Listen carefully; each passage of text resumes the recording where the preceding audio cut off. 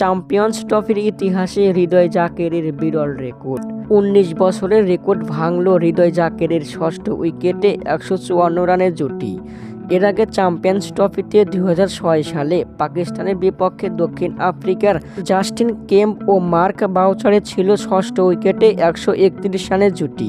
সেটা ১৯ বছর পর চ্যাম্পিয়ন্স ট্রফির নবম আসরে ভাঙল বাংলাদেশি দুই ব্যাটার তাওহিদ হৃদয় ও জাকের আলী ওয়ানিক। এছাড়াও ভারতের বিপক্ষে এই প্রথম ষষ্ঠ উইকেটের জুটির রেকর্ড করল টাইগাররা।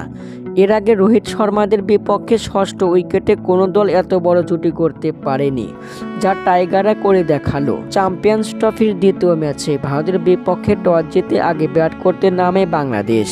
দলীয় ৩৫ রানে ৫ উইকেট হারায় টাইগাররা। ৩৫ রানেই জাকের আলীর ক্যাচ ছেড়ে দেন রোহিত শর্মা। জীবন পেয়ে হৃদয়ের সঙ্গে জুটি গড়েন জাকের। ১৫৪ রানের পার্টনারশিপে ৪৯ ওভার ৪ বলে সবগুলো উইকেট হারিয়ে ২২৮ রান সংগ্রহ করে টাইগাররা। যদিও ভারতের বিপক্ষে ম্যাচটা জিততে পারেনি বাংলাদেশ, তবে চ্যাম্পিয়ন্স ট্রফির ইতিহাসের পাতায় হৃদয় জাকেরের জুটির নাম।